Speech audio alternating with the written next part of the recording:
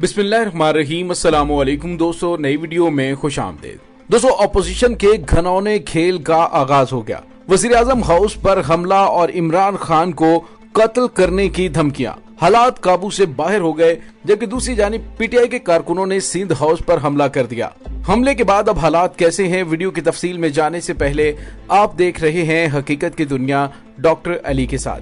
हमारा channel subscribe करके घंटी के निशान को दबाना मत भूलिएगा। इस वीडियो को ज्यादा से ज्यादा फेसबुक, व्हाट्सएप और सोशल मीडिया पर शेयर जरूर करें। शेयर और लाइक करने के साथ साथ कमेंट बॉक्स में पाक फौज जिंदाबाद, पाकिस्तान पाइंदाबाद और पाकिस्तान के गुमनाम हीरोज को सलाम का नारा कमेंट जरूर कीजिएगा।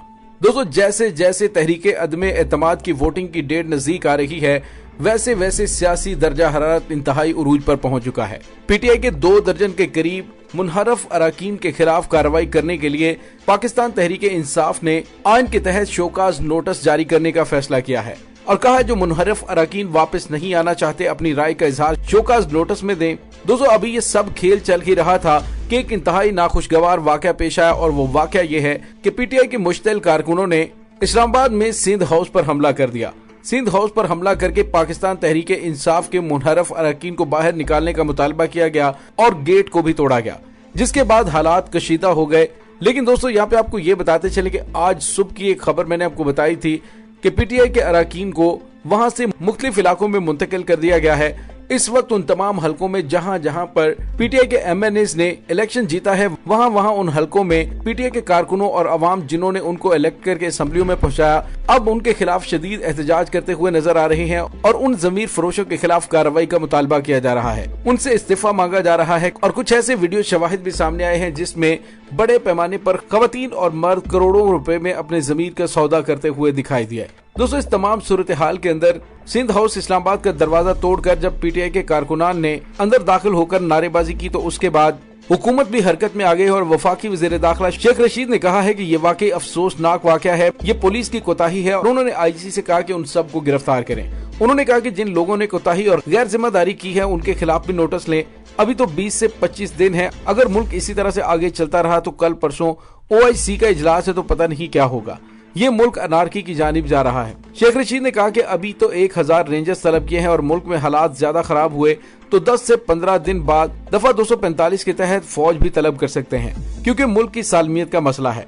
उन्होंने कहा कि कशीदगी गली मोहल्ले की जानिब जा रही है और जब कशीदगी गली मोहल्ले की तरफ जाती है तो फिर कार्रवाई करनी पड़ती है। और उन्होंने कहा कि मैं इस वाक़े की पुरजोर मजम्मत करता हूँ। पीटीआई के 2 अरकान असेंबली की क़यादत में कारकुनों की सिंध हाउस आमद के हवाले से सवाल पर उनका कहना था कि उनके खिलाफ इंक्वायरी कर रहे हैं, ये कैसे पहुंच गए, ये गलती हो गई है, उनको वहां नहीं जाना चाहिए था। इस सवाल पर कि हुकूमत या वजीर आजम की जानिब से उनकी हौसला अफजाई तो नहीं की गई, जिस पर उन्होंने कहा कि ऐसा नहीं हो सकता, मैं आपको यकीन दिला सकता हूँ। दोस्तों, यहाँ पे आपको ये भी बताते चले कि इस वाक़े को बेस बनाकर अब अपोजिशन की जानिब से असल गंदे खेल का आगाज कर दिया गया है। अपोजिशन की जानिब से खास तौर पर पीपल्स पार्टी की क़यादत की जानिब से कहा गया है कि हम वज़ीर आज़म हाउस पर भी हमला करेंगे और बनी गाला पर भी हमला करेंगे। तो दोस्तों, आप अंदाजा लगा सकते हैं कि हालात किस कदर कशीदा होते हुए नजर आ रहे हैं। वज़ीर आज़म पाकिस्तान इमरान खान को इक़्तिदार से अलग करने के लिए अपोजिशन जमातें जैसे तमाम कश्तियां जला चुकी हैं और पागलपन की हद तक जा पहुंची है। अगर पीटीआई कारकुनों की जानिब से कुछ इस तरह के इकदाम उठाए गए तो हुकूमत की जानिब से उसकी मजम्मत की जा रही है। ऐसे में पार्लियामेंट में बैठे हुए अरकान की जानिब से वज़ीर आज़म हाउस पर हमला करने का कहना और वज़ीर आज़म की रिहाइश गाह पर हमला करने की धमकियां देना, ये एक इंतहाई संगीन मसला है। दोस्तों, यहाँ पे आपको ये भी बताते चलें कि फजलुर रहमान के गुंडों की जानिब से भी आज एक वीडियो पैगाम सोशल मीडिया पर जारी किया गया, जिसमें देखा जा सकता है फजलुर रहमान की तैयार की गई प्राइवेट मलेशिया की जानिब से वज़ीर आज़म पाकिस्तान इमरान खान को कत्ल करने और उनकी लाश की बेहुरमती करने के हवाले से इंतहाई घटिया किस्म के बयान दिए गए। आप अंदाजा लगा सकते हैं कि इनके माइंड किस तरह से वॉश किए गए हैं और ये वो लोग थे जिनको पार्लियामेंट लाजिज में फजलुर रहमान एक सोचे समझे घनौने मंसूबे के तहत लेकर आया था और इसी वजह से वहां पे पुलिस ने एक्शन लिया और उनको मार भगाया और कई को गिरफ्तार किया। तो उसके बाद रुकने पार्लियामान की जानिब से कहा गया कि कानून हाथ में लिया गया, पुलिस की जानिब से ये गलत काम किया गया। तो ऐसे जुनूनियों को तैयार किया जा रहा है कि मुल्क के अंदर तबाही और बर्बादी फैलाई जाए, क्योंकि इस दफा फजलुर रहमान को इक्तदार में हिस्सा नहीं मिला तो वो जैसे पागल सा हो गया है। दोस्तों, यहाँ पे आपको ये बताते चले कि इस वक्त जो सूरत हाल मुल्क के अंदर है उसे अनारकी की जानिब धकेलने की कोशिश की जा रही है। वज़ीर-ए-आज़म पाकिस्तान इमरान खान को इक्तदार से अलग करने के लिए ऑपोजिशन यूं लग रहा है जैसे हवास खो बैठी है। दोस्तों इस वक्त सूरत हाल ये है कि हर तरफ बोलियां लग रही हैं, पुराने दुश्मन दोस्त और इत्तेहादी बन चुके हैं। हम ये सब शायद माजी में भी देख चुके हों, लेकिन हालात माजी की निस्बत कहीं ज्यादा खराब हैं।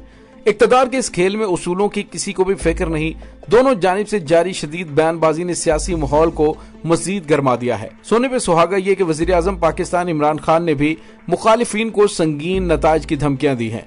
हुकूमत ने तहरीके अदम एतमाद पर वोटिंग के रोज पार्लियामेंट के बाहर एक बड़े अवामी जलसे का भी फैसला किया है। और दोस्तों सवाल ये पैदा होता है कि जब इमरान खान की जानिब से 10 लाख के करीब अरकान को वोटिंग के दिन डी चौक में जमा करने का ऐलान किया गया है, तो ये कैसे मुमकिन है कि मुनहरिफ अरकान असेंबली पार्लियामेंट में दाखिल हो सकें। जिस तरह से अवाम की जानिब से रद्द-ए-अमल दिया जा रहा है, अब वाकई अरकान पार्लियामेंट जो कि तहरीके इंसाफ से मुनहरफ हुए हैं, उन्हें अपने हल्के में भी जान का खतरा महसूस होना शुरू हो गया है। दोस्तों दूसरी जानिब जो पैसे दे रहे हैं वो भी वीडियो बना के वायरल कर रहे हैं, यानी ज़मीर फरोशों को कहीं का नहीं छोड़ेंगे। दोस्तों अब तहरीके इंसाफ की जानिब से आज इजलास में फैसला हुआ है कि अदम एतमाद को आईनी और कानूनी दायरे में रहते हुए जमहूरी और सियासी तरीके से शिकस्त देंगे।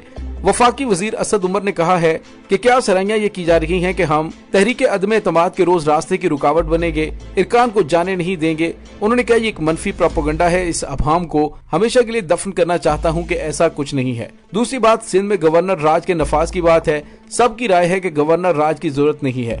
माजी के तजर्बात सामने है, गवर्नर राज का हमारा ऐसा कोई इरादा न था और न ही है। सबने अपनी राय दी, इसकी जरूरत नहीं है।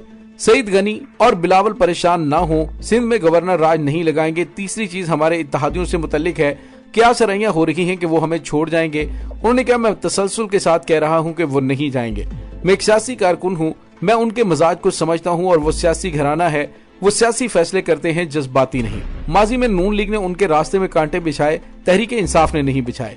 कहा जा रहा है कि काफ लीग को वजारत आला दी जा रही है, जबकि नून लीग की अक्सरियत है, वो जब चाहें कालीन खींच लेंगे। इसी तरह MQM के छोड़ने की भी गैर मुंतकी सी बात है, जबकि MQM कराची में पीपल्स पार्टी की नफी है।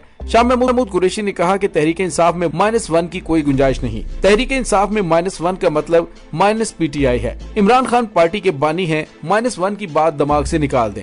वफाकी वजीर असद उमर ने यह भी कहा कि मुनहरफ अरकान वापस नहीं आते तो आइन के तहत शोकाज नोटिस होगा और 63A के तहत अरकान असेंबली को आज शोकाज नोटिस जारी किया गया है।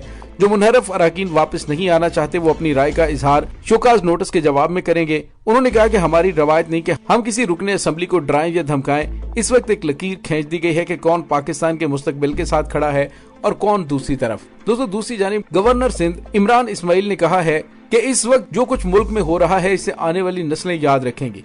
उन्होंने कहा कि वजीर आजम अगर कहें तो 1 सेकंड में गवर्नर राज लगा दूंगा, लेकिन इसके साथ ही उन्होंने ये भी कहा कि हम एक ऐसा सरप्राइज देंगे कि जिसे अपोजिशन जिंदगी भर याद रखेगी।